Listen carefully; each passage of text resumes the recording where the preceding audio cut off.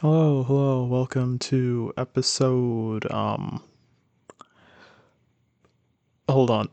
Okay, I found out. It's episode 6. We're on episode 6. Hello, everyone, welcome to episode 6 of Mushoku Tensei. And I have to admit, okay, it's been two days since I saw the last episode.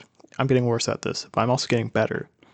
It's been 2 days since I've seen the last episode, and I have to admit, even with the last 2 days, it feels like a blur of what the fuck I saw, which is very strange. I saw the last episode, episode 5, and I felt like I remember it 10 times more when I saw it, when I talked about it, what was it, 6 days after I watched it. I remember that episode a lot more than I remember this episode when it's only been 2 days.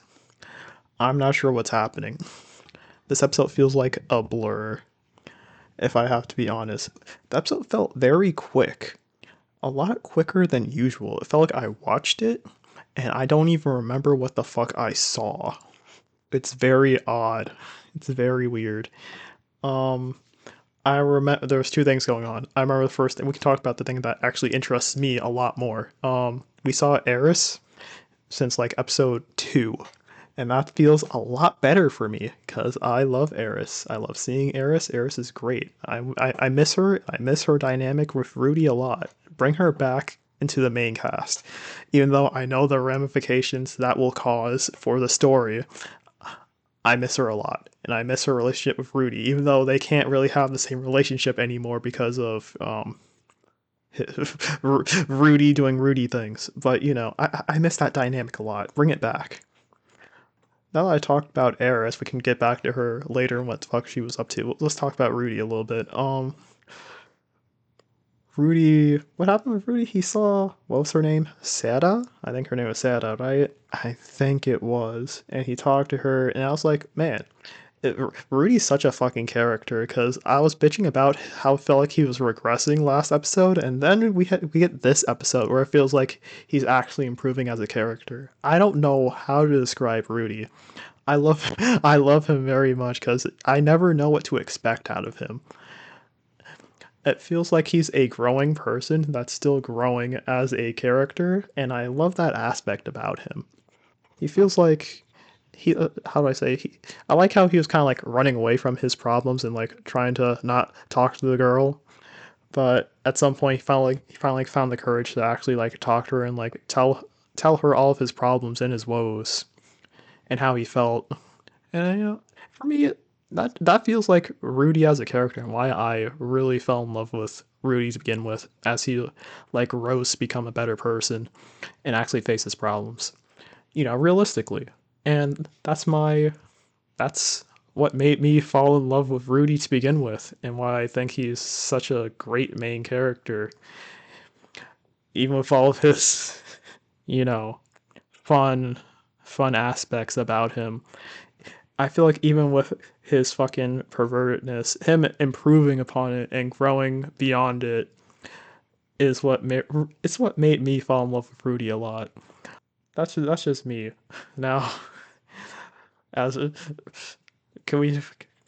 I saw it kind of pop up on fucking Twitter. Sylphie, my goodness, Sylphie just being very laissez-faire about Rudy getting wives is such a bizarre thing I've read. It's like every time I see it, I was thinking back on this ever since she agreed to let fucking Roxy be one of Rudy's wives. It's like what can Sylphie put up with? Where's her end goal? Is she okay just being like a side?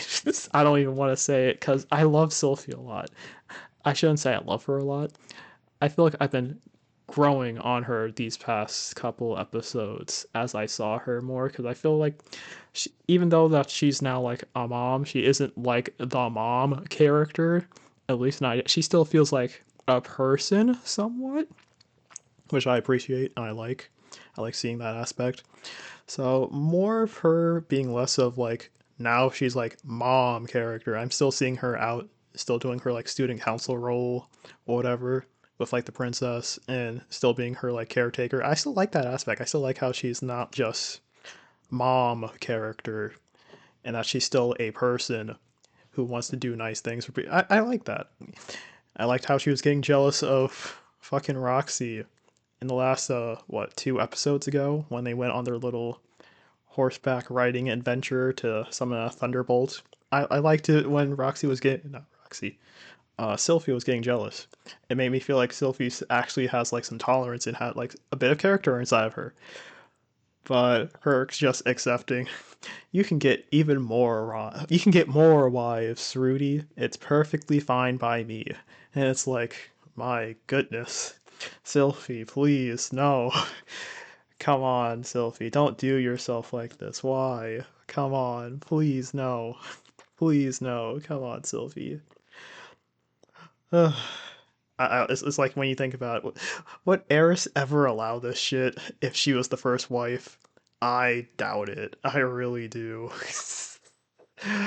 I like how Eris somehow won and lost at the same time. Once Eris comes back into the fold, I have to see what happens. I can only imagine her fucking I want kittens ass seeing his wives and being like, what the fuck, Rudy? Who the fuck are these people? I can only imagine. I also that's another thing I kind of want to talk about.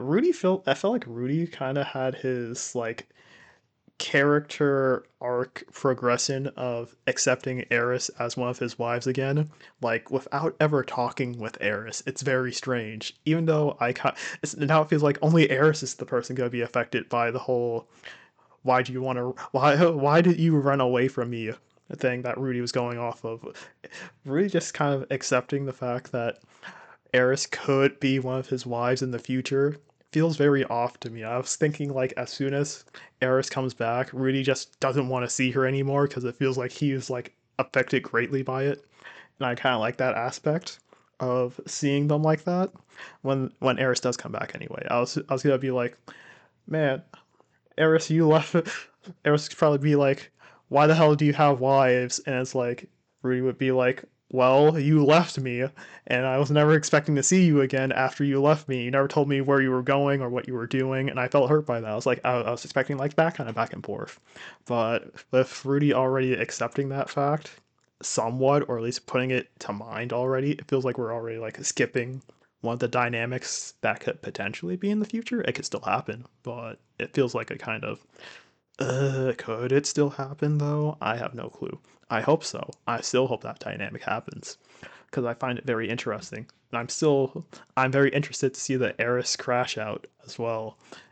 If she crashes out, I think it very, especially now, we can talk about Eris now. She became a Sword King? Is that what they call it? Sword King? Dragon King? I think it was Sword King. And now she's like one of the strongest sword wielders in the verse or something. Maybe. I'm not really one for like the whole power scaling thing here. I'm not gonna try to talk about that. But I just find it very interesting. Eris could probably like kick probably most of the fucking characters in the stories ass, maybe even Rudy's. I have no clue. I find that aspect very funny. So if Eris wants to go and crash out and kill all of Rudy's wives, I find it very funny. That's just me. I don't think it's gonna happen, but I find that shit hilarious. So I kind of do want that to happen a little, at least get the idea out there. Eris seeing fucking Rudy's kid and immediately just wanting to fucking kill everyone around her is very hilarious. I find that extremely hilarious. Um, is there anything else I want to talk? Oh, there is like one last thing I want to talk about, and that's the fucking. I remember. See, I would have talked about this first. Seeing the fucking the how do I say it? This is what happens when I don't watch it. I don't talk about the episode when it comes out. The first what 1 minute, 2 minutes into the episode, I was like, did I skip an episode somewhere? Because he was talking to the fucking woman lady inside of his old party, like they knew each other for like years or something. Like, yeah, I see you every day now. It's like it's perfect. It's like, where the fuck did you come from? Last I checked, you were mad at Rudy and didn't want to see him anymore after what he did to the other party member girl. And it's like, why are you just a part of our lives now? What do you mean you're like the wet nurse? What the fuck? Where'd this come from? Huh? Huh? Did I skip an episode where they had like a reunion? What the fuck? Huh? Where? Why? I have no clue. I find that hilarious though. Uh, Hilarious and very frightening because I thought I had missed an episode somewhere, but I didn't. That's just how it's structured for some reason. Why is it structured like that? I don't know. They kind of, it felt very off, very strange. No clue. That gave me a fright for a second. Okay, so pause recording, heavy here. A few things I forgot to mention. The first one, holy shit, the all-female party has such generic designs. That is so trash. Man, I was expecting a little bit better here. Secondly, I shouldn't say secondly, I still want to talk about it. The only one I really liked was the one that was like really texturoxy. That one's really nice, very cute. I like that one. I'm not trying to say like the other ones can't be cute here, but I'm like, holy shit, all three of them, even the one that I'm talking about has like fucking same ass brown ass hair design. It's kind of trash.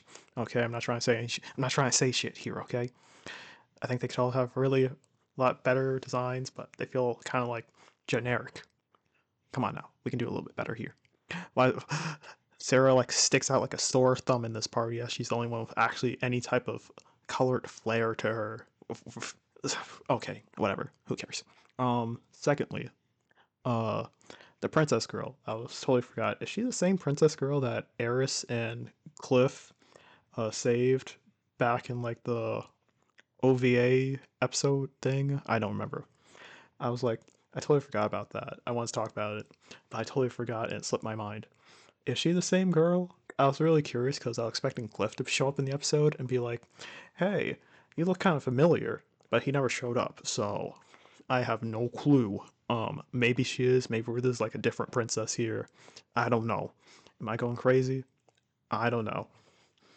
Uh, I don't think there's anything else I want to talk about. I think that was about it. I think that's about it. Besides, I don't know, something going on with Rudy's mom or some shit, but who fuck cares about that? Until something actively comes about with that, I don't give a shit. That's why I haven't really been talking about it. Who cares? That's about it though. Yeah. Thank you for watching. Thank you for everyone that's been saying nice things and watching the videos and stuff. I appreciate it. It makes me feel a lot more motivated to record these, at least a little bit.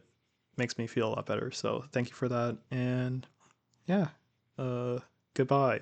Hold up a second before I leave. I have to talk. I have to put it in. Aisha was in this episode. I'm really mad about that. Where the fuck is Aisha? Put her in. Put her in. I need her. Put her in. Yeah. Okay, that's it. Goodbye. I miss you, Aisha. Come back, please. I need you as my thumbnail. How am I gonna survive?